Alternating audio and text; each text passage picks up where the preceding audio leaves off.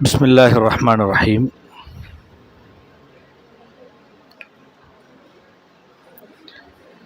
الحمد لله الذي هدانا لهذا وما كنا لنهتدي لولا أن هدانا الله. الذين آمنوا اتقوا الله حق تقاته ولا تموتن إلا وأنتم مسلمون. يا أيها الناس اتقوا ربكم الذي خلقكم من نفس واحدة وخلق منها زوجها وبث منهما رجالا كثيرا ونساء واتقوا الله الذي تساءلون به والأرحام إن الله كان عليكم رقيبا. முழு உலகத்தினுடைய பூரணமான ஆட்சியும் அதிகாரமும் என்னையும் உங்கள் அனைவரையும் படைத்தவன் அல்லாஹ் ஒருவனுக்கே என்றென்றும் சொந்தமாகட்டுமாக என வேண்டி நபிகளும் பெருமானார் ஸல்லல்லாஹு அலைஹி வஸல்லம் அன்னவர்கள் மீதும் அன்னவர்களை பின்பற்றி நடக்கின்ற அனைத்து இஸ்லாமிய ஆண்கள் பெண்கள் மீதும் அல்லாஹ்வினுடைய சாந்தியும் சமாதானமும் சுபிட்சமும் கிருபையும் என்றென்றும் நிறைவாகவே சொந்தமாகட்டுமாக என வேண்டி அன்புள்ள ஈமானிய சொந்தங்களே, அல்லாஹ்வின் அடியார்களே, இந்த நேரத்தில் அல்லாஹு தஆலா கடமையாக்கிய கடமைகளில் 5வது கடமையாக நாங்கள் பார்க்கக்கூடிய ஹஜ்ஜினுடைய ஒரு கடமையை நிறைவேற்றுவதற்காக வேண்டி எம்மில் இருப்பவர்கள் பணங்களை செலவழித்து எங்களுடைய ஆரோக்கியமான நிலையில் அந்த கடமையை நிறைவேற்றிவிட வேண்டும் என்று ஒரு சிலர், எங்களுடைய வயோதிபத்திலேயாவது இதை செய்து கொள்ள வேண்டுமே என்று எண்ணும் ஒரு சிலர், கிடைக்கும் சந்தர்ப்பங்கள் தவறவிடப்பட்டு விட்டனவே இதன் பிறகும் நாங்கள் தாமதிக்க கூடாதே என்று எண்ணுகிற ஒரு சிலர், இப்படி பல்வேறுபட்ட எண்ணங்களோடும் இந்த கடமையை நிறைவேற்றுவதற்காக வேண்டி இஸ்லாமியர்கள், குறிப்பாக முஅ்மின்கள் மிகவுமே அல்லலுடுவதை அல்லது கஷ்டப்படுவதை, அதற்காக வேண்டி முயற்சிப்பதை நாங்கள் பார்க்கிறோம். அப்படியான ஒரு சந்தர்ப்பத்தை, அதை எப்படி நாங்கள் நிறைவேற்ற வேண்டும், என்ன செய்ய வேண்டும், அதனுடைய பிரயோசனங்கள் சிறப்புகள் என்ன என்பது சம்பந்தமாக அறிந்து கொள்ள வேண்டும் என்கிற ஆசை ஆர்வத்தோடு இவ்விடத்தில் ஒன்று குழுமி இருக்கக்கூடிய ஈமானிய சொந்தங்களே, இந்த நல்ல சந்தர்ப்பத்தில் ஹஜ்ஜினுடைய சிறப்புகள் சம்பந்தமாக ஒரு சில விடயங்களை உங்களுக்கு ஞாபகம் ஊட்ட வேண்டும் என்று ஆசைப்படுகிறேன். முதலாவதாக அல்லாஹு தஆலா குர்ஆனிலே சொல்கிறான், வலில்லாஹி அலன்னாஸி ஹஜ்ஜுல் பைத் மனிஸ்ததா இலைஹி சபீலா. அல்லாஹ் சொல்லுகிறான், மனிதர்களுக்கு கடமையாக்கி வைத்திருக்கிறான் அல்லாஹு தஆலா ஹஜ்ஜு செய்வதை. அல்லாஹுக்காக வேண்டி ஹஜ்ஜு செய்வதை மனிதர்கள் மீது அல்லாஹு தஆலா கடமையாக்கி வைத்திருக்கிறான். அந்த மனிதர்கள் எப்படிப்பட்டவர்கள் என்றால், அதை செய்வதற்கு சக்தியுடையவர்களாக, பொருளாதார உடல் ஆரோக்கியம் மிக்க இப்படிப்பட்டவர்கள் மீது அந்த ஹஜ்ஜானது கடமையாக இருக்கிறது. சில வேளைகளில் யாராவது ஒருவர் மனம் முரண்டாக, இன்று நாங்கள் பார்க்கிறோம் நிறைய வசதி படைத்தவர்கள் இருக்கிறார்கள், ஆனால் ஹஜ்ஜுக்கு செல்லுவது என்பதற்கு ஒரு ஆர்வம் உள்ளவர்களாக நாங்கள் காண முடியாத பல பேரை பார்க்கிறோம்.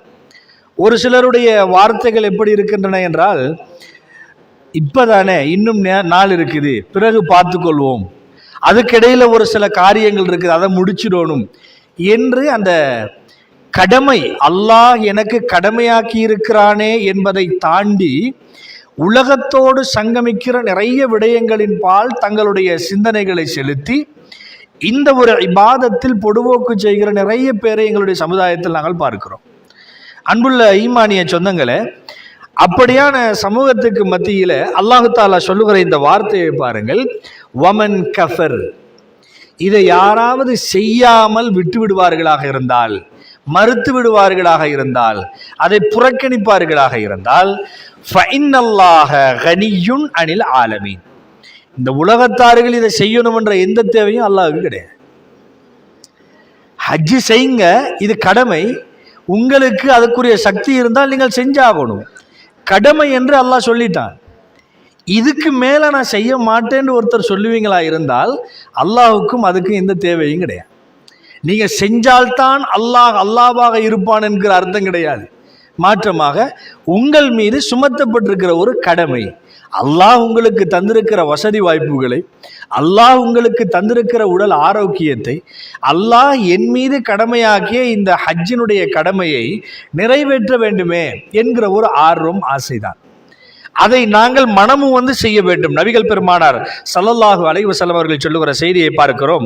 அய்யுஹன் நாஸ், மனிதர்களே, கத் ஃபரலல்லாஹு அலைக்குமுல் ஹஜ், அல்லாஹு தஆலா உங்கள் மீது ஹஜ்ஜை கடமையாக்கி இருக்கிறான்.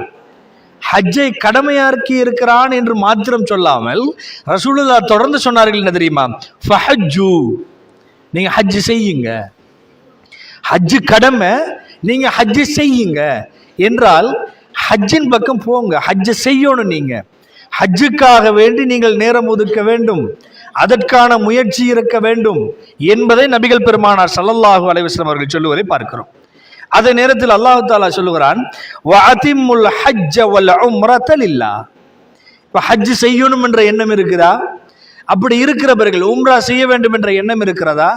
அப்படி இருப்பவர்கள் எப்படி செய்ய வேண்டும்? யாருக்காக செய்ய வேண்டும்? லில்லாஹ், அல்லாஹ்விற்காக இந்த கடமையை நீங்கள் செய்யுங்கள்.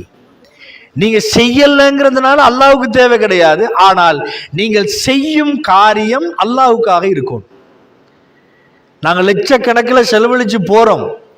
ஒரு கணம் இன்ஷா அல்லாஹ் அடுத்த உபதேசத்தில் உங்களுக்கு நிறைய விஷயங்களை சொல்லப்படும்.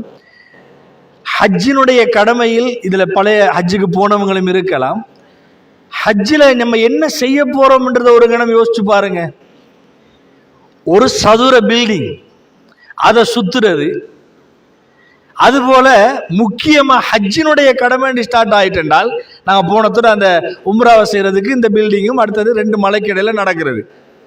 அதுக்கப்புறமா ஹஜ்ஜின்னு ஆரம்பிச்சுட்டா வெறும் பாலைவன மணல் மாதிரி ஒரு இடத்துல வெயில்ல காய காய காத்திருக்கிறது, அவ்வளவுதான். அதுக்கிடையில நிம்மதியான தூக்கம் இல்லாம, எந்த விதமான சொகுசு அனுபவங்களையும் அனுபவிக்க முடியாமல் இருக்கிற ஒரு இடத்துக்கு தான் நீங்க நம்ம லட்சக்கணக்கில் செலவழிச்சு போறோம். அப்படி போறதாக இருந்தால் அதில் இருக்க வேண்டிய ஈமானிய உணர்வு எந்த அளவுக்கு இருக்க வேண்டும் தெரியுமா? எங்களுடைய லட்சங்களை விட அங்கு ஏதோ ஒன்று இருக்கிறது என்பதை நாம் புரிந்ததால் தானே அதை செல்ல பார்க்கிறோம். எங்களுடைய பல லட்சங்களை விட அந்த பூமியில் இருக்கிற ஏதோ ஒன்று எம்மை தேடுகிறது. அந்த பூமியில் இருக்கிற ஒரு சிறப்பை நாங்கள் புரிந்திருக்க வேண்டும். அந்த சிறப்பை அல்லாஹு தஆலா அவன் தூதர் ஸல்லல்லாஹு அலைஹி வஸல்லம் அவர்கள் அழகாக எங்களுக்கு நிறைய சந்தர்ப்பங்களை சொல்லித் தருகிறார்கள், நிறைய விடயங்களை சொல்லித் தருகிறார்கள். அந்த ஹஜ் ஆனது அந்த முறைப்படி நடைபெறுகிற பொழுதுதான் அதனுடைய பெருமதியை முழுமையாக அடைந்து கொள்ளலாம். ரசூல் ஸல்லல்லாஹு அலைஹி வஸல்லம் எப்படி சொன்னார்கள் தெரியுமா? ஹுது அன்னி மனாசிகக்கும், நீங்க அல்லாஹ்வுக்காக செய்கிற உம்ரா ஹஜ் இருக்குது, இது என்னிடம் இருந்து நீங்கள் எடுத்துக்கொள்ள வேண்டும் அதனுடைய வழிமுறைகளை. ஹஜ்ஜை யாரு காட்டினாங்க வழிமுறையா? யாரு செய்து காட்டியது? இதுதான் ஹஜ்ஜினுடைய ஒழுங்கு என்பதை காட்டி தந்தது யார்? நபிகள் பெருமானார் ஸல்லல்லாஹு அலைஹி வஸல்லம் அவர்கள்.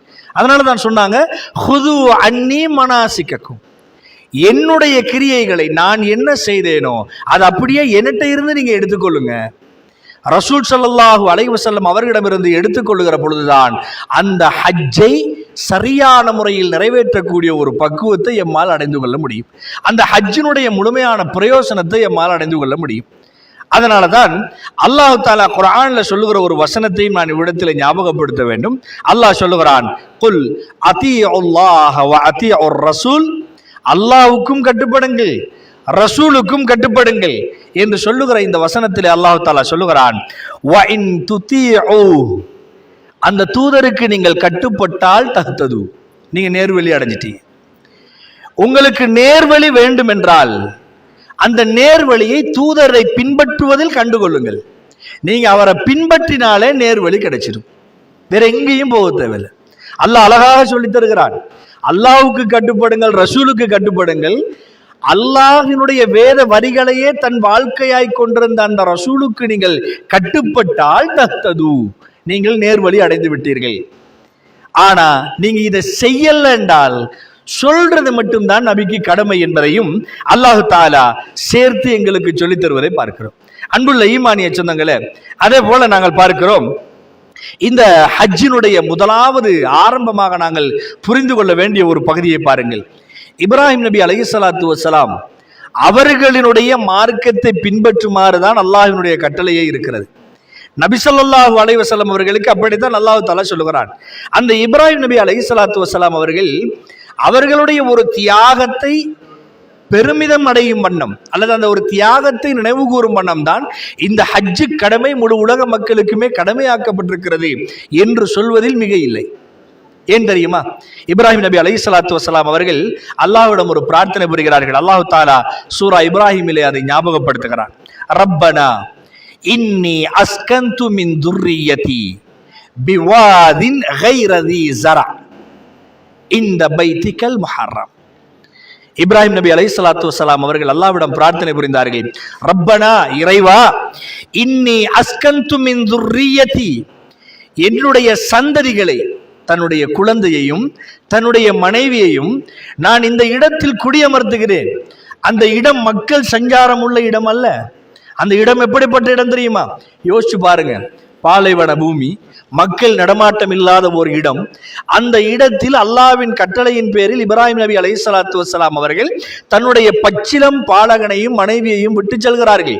அந்த விட்டு செல்லுகிற இடத்தை அல்லாஹ்விற்கு அவர்கள் சொல்லி காட்டுகிறார்கள். எப்படி தெரியுமா? இன்னி அஸ்கந்து மின் துர்ரியதி, என்னுடைய சந்ததிகளை நான் இந்த இடத்துல விட்டுட்டு போறேன், குடியமர்த்தி செல்கிறேன் யா அல்லாஹ். இந்த இடம் எப்படிப்பட்ட இடம் தெரியுமா? பிவாதின், ஒரு பாலைவனம், ஒரு பள்ளத்தாக்கு, எந்த விதமான புட்பூண்டுகளும் இல்லாத வெறும் பாலைவனம். அந்த இடத்தில் இந்த பைத்திகல் முஹர்ரம், உன்னுடைய சங்கையான வீடு இருக்கிறது யா அல்லாஹ், அந்த வீட்டுக்கிட்ட நான் என் குடும்பத்தை விட்டுட்டு போறேன். யோசிச்சு பாருங்க. அந்த தியாகத்தை இப்ராஹிம் நபி அலைஹிஸ்ஸலாத்து வஸ்ஸலாம் அவர்கள் கேட்கிற இந்த பிரார்த்தனையில் அவர்கள் சொல்லுகிற முதல் விழிப்பை பாருங்கள். யா அல்லாஹ், உன்னுடைய சங்கையான இந்த வீட்டுக்கு பக்கத்துல எந்த விதமான பில்டிங்கும் இல்லை, விளைச்சல்கள் கிடையாது, மக்கள் நடமாட்டம் கிடையாது. அப்படிப்பட்ட ஓர் இடத்தில் உனக்காக வேண்டி என்னுடைய சந்ததிகளை நான் விட்டு செல்கிறேன் யா அல்லாஹ். அதை என்னத்துக்காக விட்டுட்டு போறேன் தெரியுமா? லியுகீமுஸ்ஸலா. யா அல்லாஹ், இப்படி நான் குடியேற்றினது எதுக்காக தெரியுமா? உன்னை தொழணும் என்பதற்காக யா அல்லாஹ், உன்னை வணங்குவதற்காக. அப்படி தொழக்கூடியவர்களாக என் சந்ததிகளை நீ ஆக்க வேண்டும். ஃபஜ்அல் அஃஇததம் மினன் நாஸ் தஹ்வா இலைஹிம்.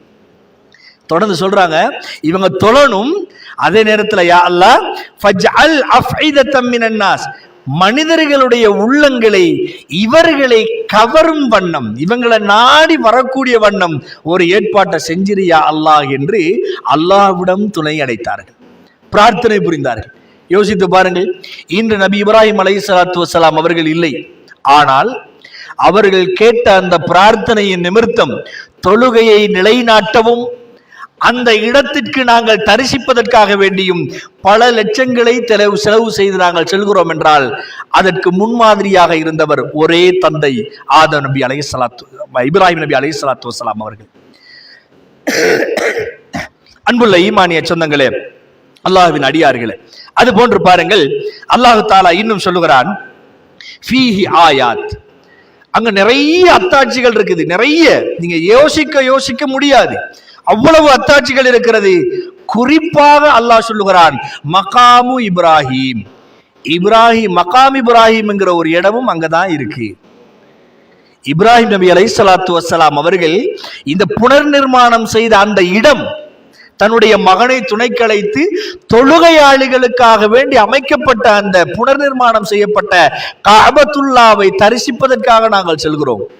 அன்புள்ள ஈமானிய சொந்தங்களே, அதை சொல்லி அல்லாஹ் சொல்லுகிறான், வமன் தஹலஹு, இந்த இடத்துக்கு யாராவது போனால் கான ஆமினா, அவங்களுக்கு பாதுகாப்பு நிச்சயம்.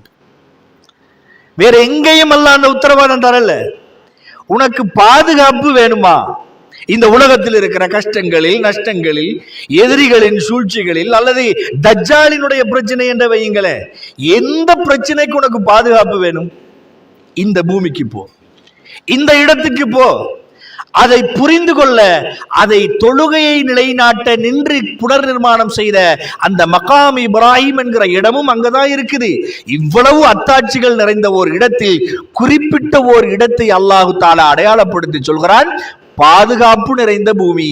யோசித்து பாருங்கள், இஸ்மாயில் அலைஹிஸ்ஸலாத்து வஸ்ஸலாம் அவர்களையும் அன்னை ஹாஜர் அவர்களையும் அந்த பூமி பாதுகாக்கவில்லையா? யாரும் இல்லாத அந்த இடத்தில் பாதுகாப்பை அது கொடுக்கவில்லையா? கொடுக்கும். அல்லாஹ்விற்காக வேண்டி மனமுவந்து செல்கிற பொழுது அந்த பாதுகாப்பை அது கொடுக்கிறது. அது மாத்திரமா, நபிகள் பெருமானார் ஸல்லல்லாஹு அலைஹி வஸல்லம் அவர்கள் அந்த ஹஜ்ஜுக்கான சிறப்புகளை சொல்லுகிற பொழுது ஒரு செய்தியை பாருங்கள். புகாரியில வருகிற செய்தி, அல் உம்ரத்து இலல் உம்ரத்தி கஃபாரத்துன் லிமா பைனஹுமா. ஒரு உம்ரா இன்னொரு உம்ராவுக்கு இடையிலான காலங்களுக்கு பரிகாரமாக அமைகிறது. பாவங்கள், சின்ன சின்ன பாவங்கள் மனிதன் என்கிற அடிப்படையில் செஞ்சிருவோம். அப்படி செய்யக்கூடியவற்றுக்கெல்லாம் அது பரிகாரமாக அமைகிறது. வல் ஹஜ்ஜுல் மப்ரூர். இப்ப நாங்க போக இருக்கிற இந்த ஹஜ் இருக்குது, இந்த ஹஜ் மப்ரூர், ஏற்றுக்கொள்ளப்பட்ட நன்மைகளால் நிரம்பி வழியக்கூடிய ஒரு ஹஜ்ஜாக உங்கள் ஹஜ் இருந்தால், ஹுது அன்னி மனாசிக்கக்கும் என்று ரசூலுல்லாஹ் சொன்ன ரசூலுல்லாவின் வழிகாட்டலை அடியொட்டிய ஹஜ்ஜாக அந்த ஹஜ் இருந்தால் கிடைக்கிற பெருமதி என்ன தெரியுமா? லைஸ லஹுல் ஜஸாஉ இல்லல் ஜன்னா. சொர்க்கத்தை தவிர உங்களுக்கு வேற கூலியே கிடையாது. இந்த உலகத்தில் ஒரு மனிதன் கஷ்டப்படுவதெல்லாம் எதுக்காக? இந்த உலகத்தில் ஒரு மனிதன் படாத பாடுபடுவது எதற்காக? அல்லாஹ் சொல்லுகிறான், நரகத்தின் பக்கம் சென்று விடாமல் எவன் பாதுகாக்கப்பட்டு சுவர்க்கம் நுழைகிறானோ அவன் தான் வெற்றியாளன். அந்த சுவர்க்கம் அடைந்து கொள்வதற்கு அல்லாஹ் தருகிற ஒரு சந்தர்ப்பம் என்ன தெரியுமா? இந்த ஹஜ்ஜை சரியான முறையில் நன்மைகளால் நிரம்பி வழியக்கூடிய ஹஜ்ஜாக, ஏற்றுக்கொள்ளப்பட்ட ஹஜ்ஜாக நாங்கள் செய்து முடிப்போமாக இருந்தால் அல்லாஹு தஆலா சுவர்க்கமே அதன் பரிசு என்று அடையாளப்படுத்துகிறான். இன்னும் ஒரு சிறப்பை பாருங்கள். நபிகள் பெருமானார் ஸல்லல்லாஹு அலைஹி வஸல்லம் அவர்கள் சொல்கிறார்கள், மன் ஹஜ்ஜ லில்லாஹி, அல்லாஹ்வுக்காக ஒருத்தர் ஹஜ் செய்றான்.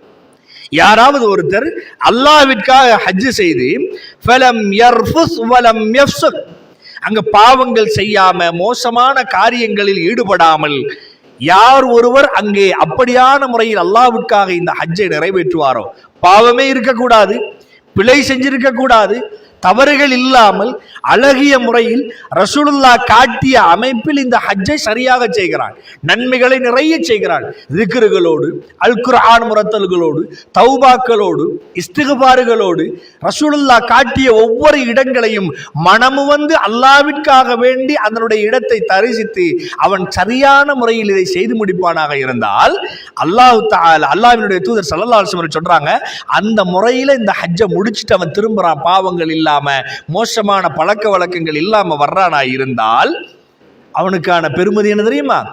ரஜஅ கயௌமின் வலதத்ஹு உம்முஹு. அவன் தாய் அப்பொழுதுதான் பெற்றெடுத்த ஒரு குழந்தை. ஏதாவது பாவத்தோடு இருக்குமா? ஏதாவது குற்றங்களோடு இருக்குமா? எதுவும் இல்லை. அவ்வளவு பரிசுத்தமான ஒரு குழந்தையை பெற்றெடுப்பது போலதான் ஹஜ்ஜை சரியாக நிறைவேற்றி நீங்கள் வந்தால் நீங்கள் ஒரு பாலகனாக மாறிவிடுகிறீர்கள், பாவங்கள் இல்லாத சுத்தமானவர்களாக நீங்கள் மாறிவிடுகிறீர்கள் என்பதை நபிகள் பெருமானார் ஸல்லல்லாஹு அலைஹி வஸல்லம் அவர்கள் சொல்லுகிற செய்தியாக நாங்கள் முஸ்லிமிலே பார்க்கிறோம். அன்புள்ள ஈமானிய சொந்தங்களை பாருங்கள், சுவர்க்கம் தான் கூலி. அந்த சுவர்க்கம் போறதுக்கான முன்னேற்பாட்டை அல்லாஹ் செய்கிறான் பாருங்கள். என்ன? பாவங்கள் செய்யாமல் ஹஜ் செய்தால் அதுக்கு அல்லாஹ் தஆலா தர்றது, முதலாவது நீ பிறக்கிற நேரம் தூய்மையாய் இருந்தது போன்ற தூய்மையை உன்னில் அல்லாஹ் ஏற்படுத்துகிறான். நபிகள் பெருமானார் ஸல்லல்லாஹு அலைஹி வஸல்லம் அவர்களிடம் சில சஹாபாக்கள் கேட்கிறார்கள், ஐயுல் அமாலி அஹப்பு இலல்லாஹ், அல்லாஹ்க்கு பிடிச்ச அமல் என்ன யா ரசூலல்லாஹ்? அல்லாஹ்க்கு பிடிச்ச அமலா இருக்கணும். நான் செய்யறதுக்கான அமலை விட அல்லாஹ்க்கு பிடிச்சது ஏதோ அதை சொல்லுங்க யா ரசூலல்லாஹ், நான் செய்யணும். அப்ப இந்த கேள்வி எனக்கும் உங்களுக்கும் சொல்லித் தருவது என்ன தெரியுமா? நான் செய்கிற காரியங்கள் அது சொற்பமானது, அற்பமானதாக இருக்கட்டுமே, அதை கூட அல்லாஹ் விரும்புகிறானா? இதனால் அல்லாஹ்வின் அன்பு எனக்கு கிடைக்குமா? ஏன்? அல்லாஹ்வின் அன்பினுடைய பெருமதி தெரியுமா? அல்லாஹ்வினுடைய அன்பின் பெருமதியை புரிந்து கொள்ள ஒரு செய்தியை சொல்கிறேன் பாருங்கள். நபிகள் பெருமானார் ஸல்லல்லாஹு அலைஹி வஸல்லம் அவர்கள் சொல்லுகிற ஒரு செய்தியை பாருங்கள். ரசூலுல்லாஹ் சொல்லுகிறார்கள், உங்களில் ஒரு மனிதன் செய்த காரியங்கள் அவனை சுவர்க்கத்தில் நுழைவிக்கும் என்று மட்டும் எண்ணிவிட வேண்டாம். நீங்க செய்யற காரியங்கள் உங்களை சொர்க்கத்துக்கு கொண்டு போவோம்னு நினைக்காதீங்க. சஹாபாக்கள் உடனே கேட்கிறாங்க, யா ரசூலல்லாஹ் வலா அன்த், நீங்க உங்களோட நிலைமை என்ன யா ரசூலல்லாஹ்? சொன்னார்கள், வலா அன, நானும் தான். நான் செய்யற காரியம் என்ன சொர்க்கத்துக்கு கொண்டு போகும்ன்றது இல்ல, மாற்றமாக இல்லா ஐயதகம்மதனி ரப்பி பிஃபத்லின் வரஹ்மா, அல்லாஹ் அவனுடைய அன்பினாலும் கருணையினாலும் என்னை அரவணைத்துக் கொண்டாலே அன்றி என் காரியங்களும் என்னை சுவர்க்கத்திற்கு அழைத்து செல்லாது. அப்ப அல்லாஹ்வின் அன்பு என்பது ஒரு காரியத்திற்கு மிக மிக இன்றியமையாதது. அந்த அல்லாஹ்வின் அன்பை பெற்று தருகிற காரியங்களை சொல்லித்தாருங்களே யா ரசூலல்லாஹ் என்று சஹாபாக்கள் கேட்கிறார்கள். அப்ப ரசூல் ஸல்லல்லாஹு அலைஹி வஸல்லம் சொல்லி கொடுக்குறாங்க, முதலாவது காரியம் என்ன தெரியுமா? அல் ஈமானு பில்லாஹ், அல்லாஹ்வை சரியா நம்பிக்கை கொள்ளுங்க, ஈமான் கொள்ளுங்க. நாங்கள் எல்லாரும் நினைக்கிறோம் நாமெல்லாம் சரியாத்தானே ஈமான் கொண்டிருக்கிறோம். சரி, ஈமான் கொண்டுட்டோம் என்றே வையுங்களேன், பிறகு என்ன யா ரசூலல்லாஹ்? அதுக்கு பிறகு என்ன? அல்லாஹ் விரும்புறதுல முதலாவது நான் சரியா ஈமான் கொள்ளணும். சரி, அதுக்கு பிறகு அல் ஜிஹாத், அல்லாஹ்வின் பாதையில் அறப்போர் புரிதல். சரி, வேற என்ன யா ரசூலல்லாஹ்? அதை விட இன்னொன்று சொல்லுங்க. அதுக்கு பிறகு என்ன யா ரசூலல்லாஹ் என்று கேட்ட பொழுது ரசூலுல்லாஹ் மூன்றாவதாக அடையாளப்படுத்தியது என்ன தெரியுமா? அல் ஹஜ். ஹஜ்ஜை ரசூலுல்லாஹ் சொன்னார். அப்ப இந்த ஹஜ்ஜினுடைய கடமை எனக்கு உங்களுக்கு உணர்த்துகிற ஒரு சிறப்பு என்ன தெரியுமா? அல்லாஹ்வின் அன்பை இலகுவாய் பெற்றுத்தருகிற ஒரு கடமையை நானும் நீங்களும் செய்ய காத்திருக்கிறோம். அல்லாஹ்வின் அன்பிற்குரியவர்களாய் மாறுவதற்கான ஒரு சந்தர்ப்பத்தை இந்த ஹஜ் எனக்கும் உங்களுக்கும் ஏற்படுத்தி தருகிறது. ரசூல் ஸல்லல்லாஹு அலைஹி வஸல்லம் அவர்கள் சொல்லுகிற செய்தியை பாருங்கள். அல்லாஹ்வுடைய அன்பை தருதா? அதே போல இன்னும் ஒரு செய்தி, அல்லாஹ்வுடைய அன்பு என்பது எப்ப கிடைக்கும்? ஒரு மனிதன் பாவம் இல்லாதவனாய் இருந்தா தானே.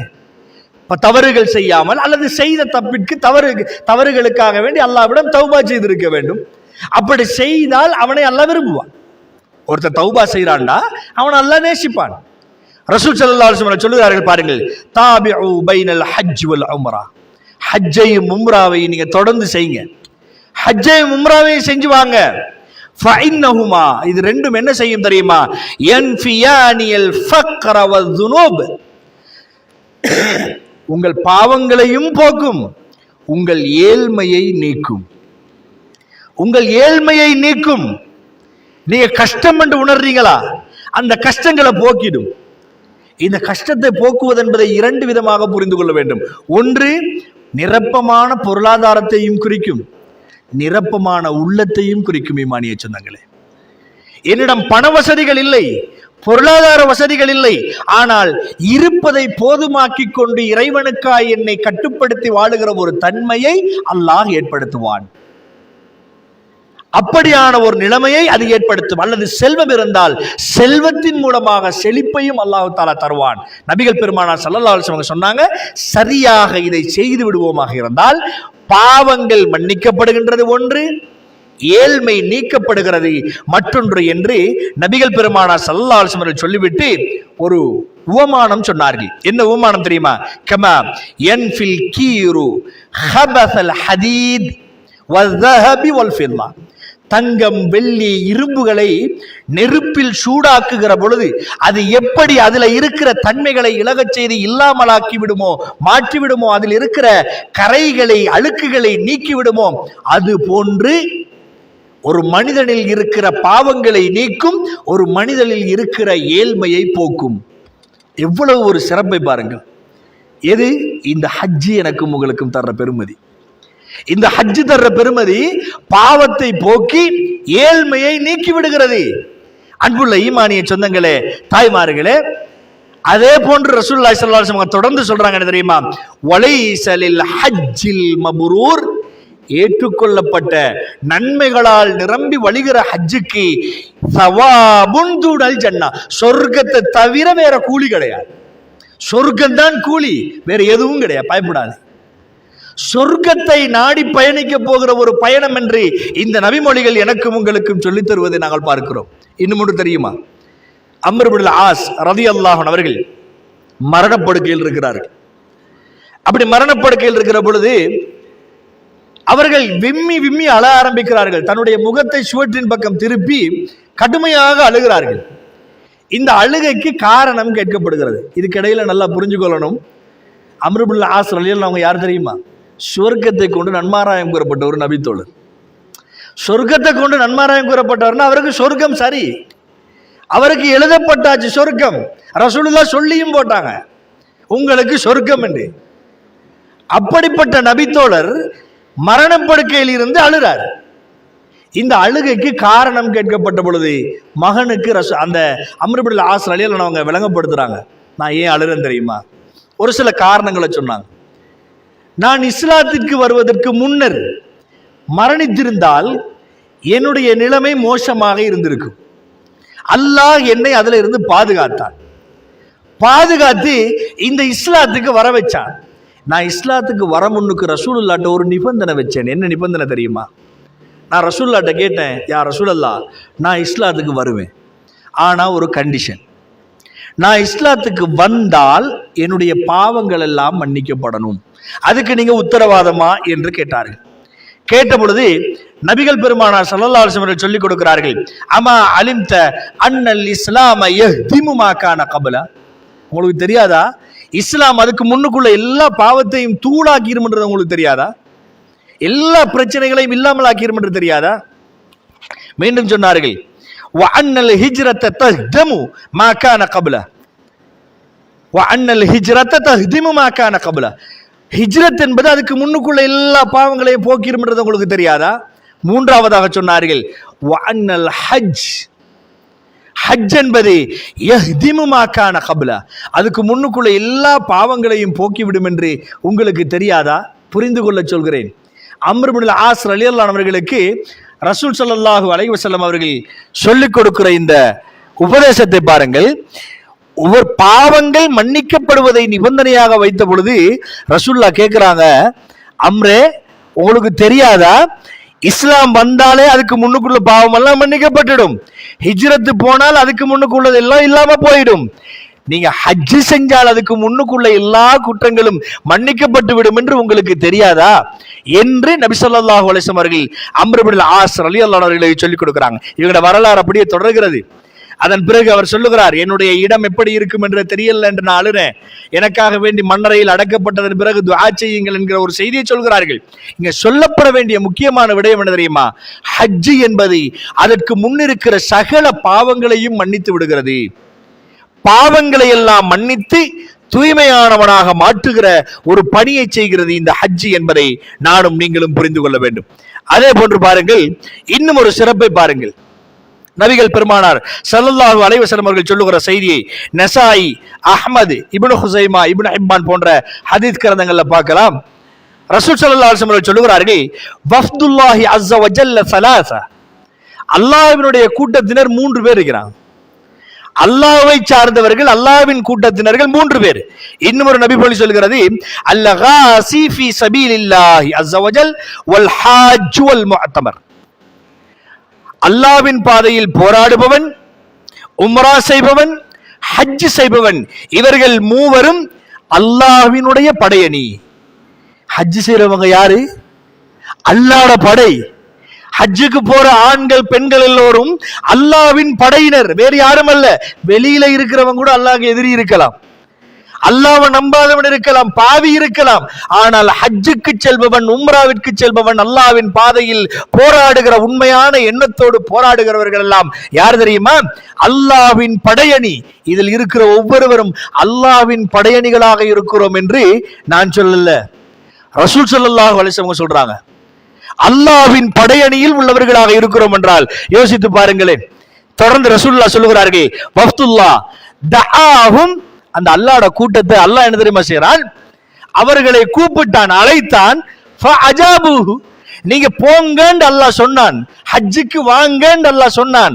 அதற்காக வேண்டி எல்லோரும் கட்டுப்பட்டார்கள். ஃபஅஜாபுஹு, அவனுக்கு பதிலளித்தார்கள். இதனால் அல்லாஹ் செய்யற வேலை என்ன தெரியுமா? அவன் கூப்பிட்டதுக்காக நீங்க போனீங்க தானே, அப்படி போறதுனால உங்களுக்கு அல்லாஹ் செய்வது என்னவென்றால் வஸஅலூஹு, நீங்கள் அல்லாஹ்விடம் கேட்கிறீர்கள். அப்படி போனவங்க அல்லாஹ்ட்ட கேட்டால் ஃபஅதாஹும், அவங்க கேட்டதை அவங்களுக்கு கொடுத்துறான். நாம் கேட்பதை அல்லாஹ் தர வேண்டும் என்றால் நாம் அல்லாஹ்வுக்கு பதிலளிக்க வேண்டும்.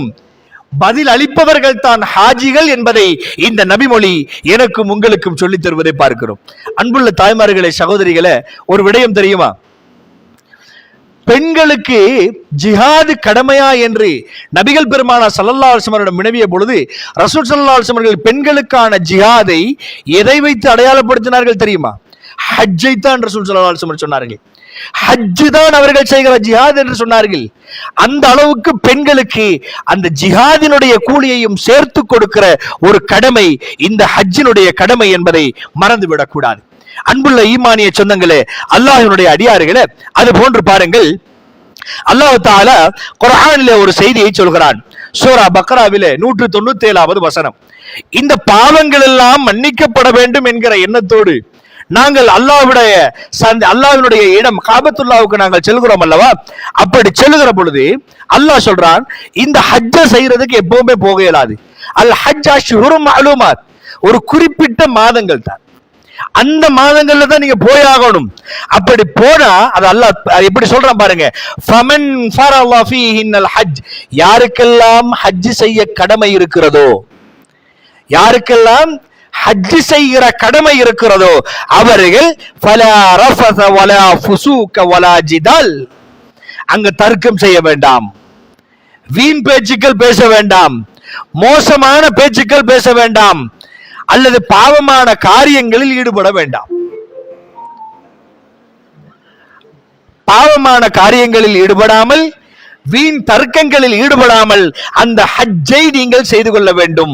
அதை சொல்லிட்டு அல்லாஹ் சொல்றான், வமா தஃஅலு மின் கைரின் யஅலமுல்லாஹ், நீங்க அங்க இருந்து எந்த அமலை செய்யுங்க, என்ன நல்ல காரியத்தை செய்தாலும் யஅலமுல்லாஹ், நீங்க செய்யறது அல்லாஹ்வுக்கு தெரியும். இத பாருங்க, அல்லாஹ்க்கு நீங்க என்ன செய்றீங்கன்றது தெரியும் என்று அல்லாஹ் சொல்லிட்டு தொடர்ந்து அல்லாஹ் சொல்லுகிறான், வதஸவ்வது, நிறைய கட்டுச்சாதனங்களை, நிறைய பொக்கிஷங்களை நீங்கள் அதிகப்படுத்திக் கொள்ளுங்கள், தயார்படுத்திக் கொள்ளுங்கள். அந்த பொக்கிஷங்கள் என்ன தெரியுமா? ஹஜ்ஜுக்கு போயிட்டு வர்ற நேரம் சேர்க்கிற பாதாம் பிஸ்தாவோ அல்லது அஜுவா சம்சம் தண்ணிகளையோ சொல்லல. அங்கிருந்து வர்ற நேரம் இப்பதான் கடமை முடிஞ்சிட்டே என்று சேர்க்கக்கூடிய நகைகளை பற்றி பேசவில்லை. பக்கத்து வீட்டுல சொல்லிட்டு வந்தேன், முன்னூட்டுல சொல்லிட்டு வந்தேன், குடும்பத்துல இவங்களுக்கு கொடுத்தா அவங்களுக்கு கொடுக்கலங்கிற பிரச்சனை வரும் என்று சேர்க்கக்கூடிய சாக்லேட்டுகளை பற்றி சொல்லவில்லை. தஸவ்வது, நீங்கள் அதிகப்படுத்திக் கொள்ளுங்கள். எதை அதிகப்படுத்துங்கள் தெரியுமா? நீங்க எதை அதிகப்படுத்தினாலும் அல்லாஹ்வுக்கு தெரியும். நீங்கள் அதிகப்படுத்த வேண்டிய ஒன்று ஃபஇன்ன கைரஸாத், நீங்க சேர்க்கிற அந்த கட்டுச்சாதனங்கள்ல மிக மிக சிறந்தது எது தெரியுமா? அத்தக்வா. தக்வா என்கிற கட்டுச்சாதனத்தை நீங்கள் அங்கே இருந்து சுமந்து கொள்ளுங்கள். பாவங்களை மன்னிச்சு அல்லாஹ்க்கு விருப்பமான ஒரு காரியத்தை செய்து அல்லாஹ்வினுடைய சுவர்க்கத்தை அடைந்து கொள்ளுகிற முயற்சியில் இறங்கி அன்று பிறந்த பாலகனை போல் நாங்கள் திரும்பி வருகிற எங்களுக்கு அல்லாஹ் சொல்றான், நீங்க அங்கிருந்து வர்ற நேரம் தக்வாவோட வாங்க, தக்வாவோட வாங்க. இங்க வந்து என்ன ஹாஜி என்று சொல்லணும், ஹாஜியானி என்று சொல்லணும். இதுக்காக வரல, இதுக்காக போகல. நாங்க போறது அல்லாஹ்வினுடைய தக்வாவை எம் உள்ளத்தில் வரவழைத்துக் கொள்வதற்காக. இதை அல்லாஹ் சொல்லுகிறான், ஃபஇன்ன கைரஸாத், நீங்கள் சேர்ப்பதில் சிறந்த கட்டுச்சாதனம் எதுவென்றால் அத்தக்வா. தக்வாவை நீங்கள் அதிகமாக எடுத்துக் கொள்ளுங்கள். வத்தகூனி யா உலில் அல்பாப், புத்தியுள்ள மனிதர்களே, புத்தியுள்ளவர்களே, என்னை நீங்கள் பயப்படுங்கள் என்று அல்லாஹ் தஆலா சொல்லுகிறான். ஏன் தெரியுமா?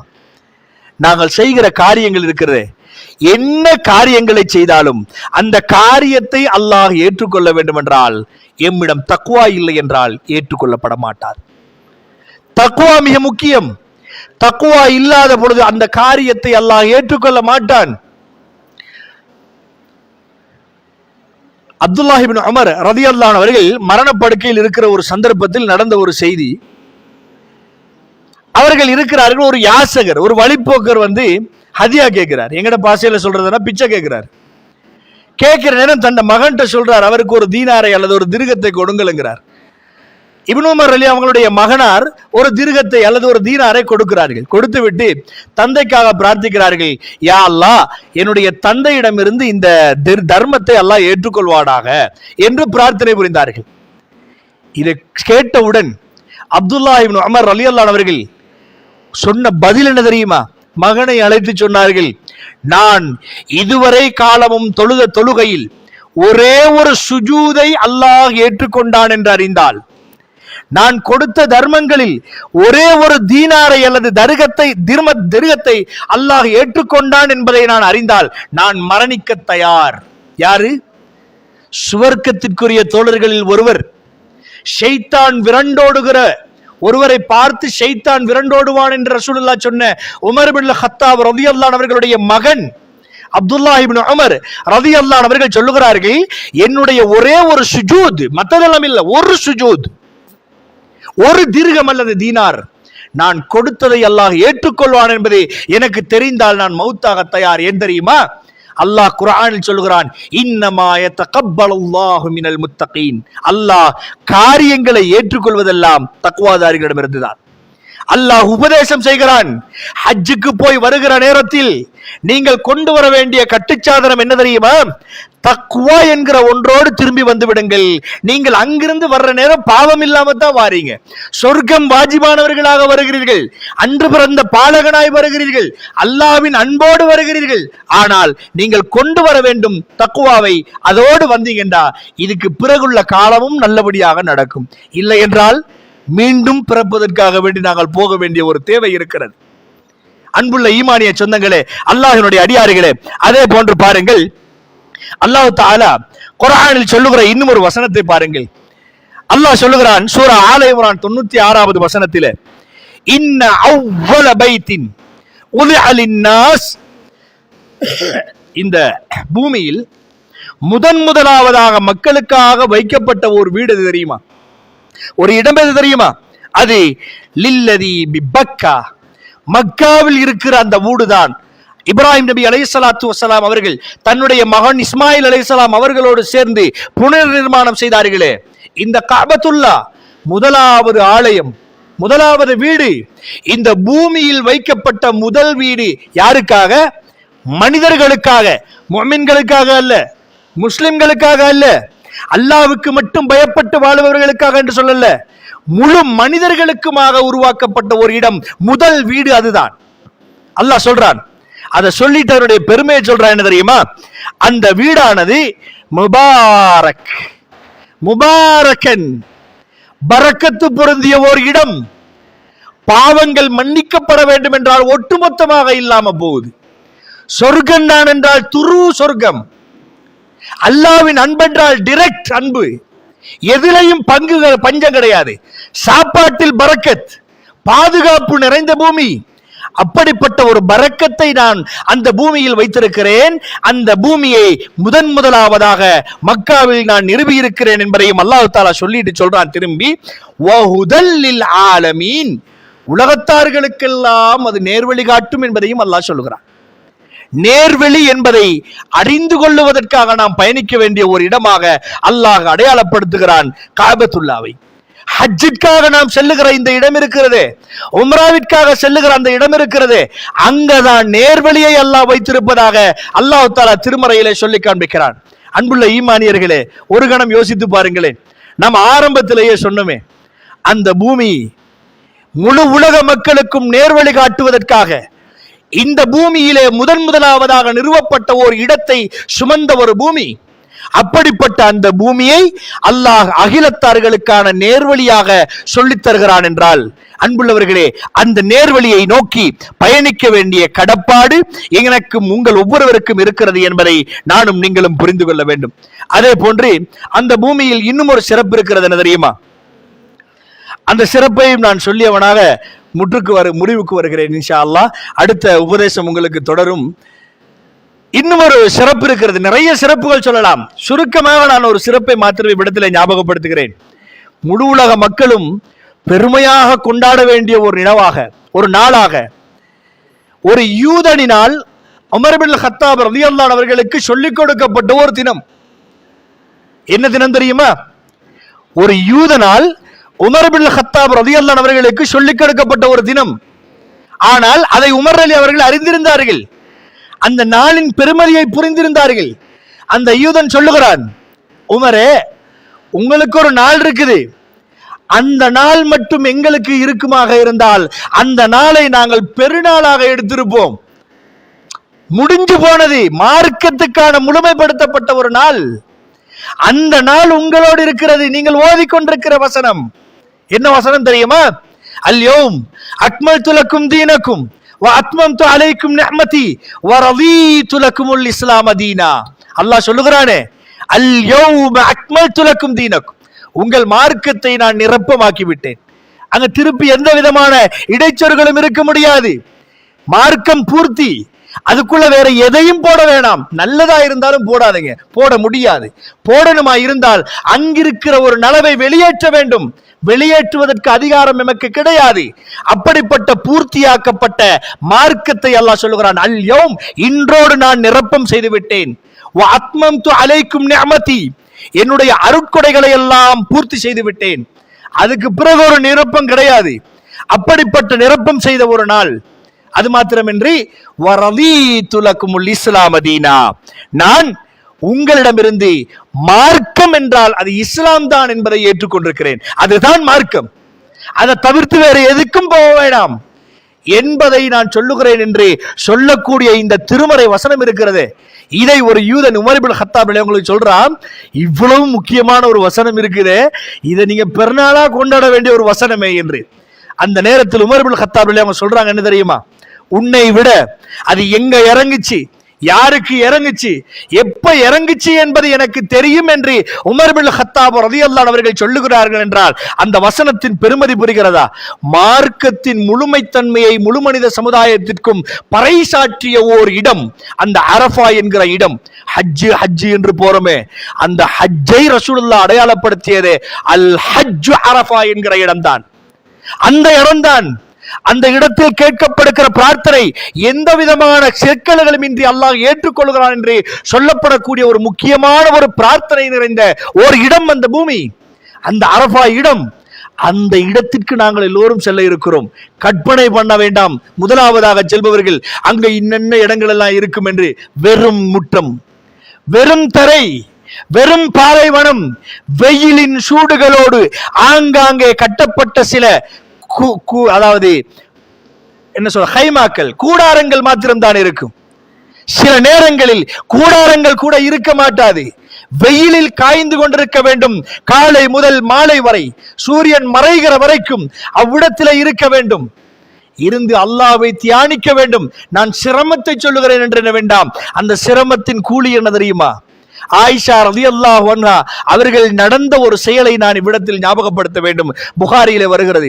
ஆயிஷா ரலியல்லாஹு அன்ஹா அவர்கள் ரசூலுல்லாஹ்ட்ட சொல்றாங்க, யா ரசூலல்லாஹ், எங்களுக்கும் ஹஜ் ஜிஹாத் கடமை தானே, நாங்க போறோம் என்று சொன்ன நேரத்தில் பெண்களுக்கான கடமை ஹஜ் தான், அவர்களுக்கான ஜிஹாத் என்று சொன்னதன் பிறகு ஆயிஷா ரலியல்லாஹு அன்ஹா அவர்கள் கிட்டத்தட்ட ஹிஜ்ரி 16வது ஆண்டில இருந்து ஹிஜ்ரி 58 அவர்கள் மரணிக்கிற காலம் வரை அவர்களுடைய ஹஜ்ஜை அவர்கள் விட்டதே கிடையாது என்று வரக்கூடிய செய்தியை நாங்கள் பார்க்கிறோம். தொடர்ந்தேர்ச்சையாக அவர்கள் சென்று வருகிறார்கள் என்றால் எந்த அளவுக்கு அதனுடைய பெருமதியை புரிந்திருக்கிறார்கள். நான் படுகிற இந்த ஒரு சின்ன கஷ்டம் என்னை சுவர்க்கத்திற்கு சிம்பிளாக அழைத்து போகிறது. நான் படுகிற இந்த சின்ன கஷ்டம், இந்த இடத்தில் இருந்து கேட்கிற ஒரு பிரார்த்தனை அல்லாஹ்விடம் டைரக்டாக ஏற்றுக்கொள்ளப்படுகிறது. இந்த இடத்தோடு என் பாவங்கள் மன்னிக்கப்பட்டு நான் புதியவனாக வீடு திரும்ப இருக்கிறேன். அல்லாஹ்வினுடைய அன்பை, அவனுடைய அருளை, அவனுடைய பரக்கத்தை, அவனுடைய நேர்வழியை, அவனால் தரப்பட்ட தக்வாவை முழுமையாக சுமந்து கொண்டே ஒரு பூரணமான பூர்த்தியான மனிதனாக, உண்மையான மனிதனாக நாடு திரும்ப இருக்கிறோம் என்கிற ஒரு செய்தியை அறிந்தவனாக இருந்தால் நானும் நீங்களும் செல்லுகிற ஹஜ்ஜில் கடமைகளை மறந்து உலகளாவிய விவகாரங்களுக்காக செலவழிப்போமா? உலகளாவிய காரியங்களுக்காக எம்மை ஈடுபடுத்துவோமா? இல்லை ஈமானிய சொந்தங்களே, நிறைய சொல்லலாம். ஆனாலும் புரிந்து கொள்ள ஒரு சில விடயங்களை சொல்கிறேன். அன்புள்ள ஈமானிய சொந்தங்களே, தாய்மார்களே, சகோதர சகோதரிகளே, புரிந்து கொள்வோம். ஹஜ்ஜு கடமை என்பது வசதியுள்ள எல்லோருக்கும் கடமை. ஒரு சிலர் நினைச்சுக்கிட்டு இருக்கிறோம், இறுதி கடமைண்டா கடைசி காலத்துல போற கடமைன்னு நினைச்சிட்டு இருக்கிறோம். இல்ல, கடமைகளில் இறுதியானது, ஆனால் வசதி இருக்கிற பொழுது செய்து கொள்ள கடமையானது. அதை தவறவிட்டு கைசேதமடைபவர்களாக யாரும் மாறிவிடக் கூடாது. இந்த முறை ஹஜ்ஜு செல்வதற்கு வாய்ப்பு கிடைத்தமைக்காக நாங்கள் அல்லாஹ்வுக்கு நன்றி செலுத்த வேண்டும், புகழ் சூட வேண்டும். அதே நேரத்தில் இந்த ஹஜ்ஜை சரியான முறையில் நிறைவேற்றி அல்லாஹ்வினுடைய அன்பையும் அவனுடைய அரவணைப்பையும் பெற்றுக்கொண்ட நன்மக்களாக அல்லாஹு தாலா யார் யாரையெல்லாம் அங்கீகரிக்க இருக்கிறானோ அப்பேற்பட்ட கூட்டத்தில் எம் ஒவ்வொருவரையும் அங்கீகரிக்க வேண்டும் என்று அல்லாஹ்விடம் பிரார்த்தனை கூறி விடைபெறுகிறேன். வஆகிரு தஅவானா அனில் ஹம்துலில்லாஹி ரப்பில் ஆலமீன்.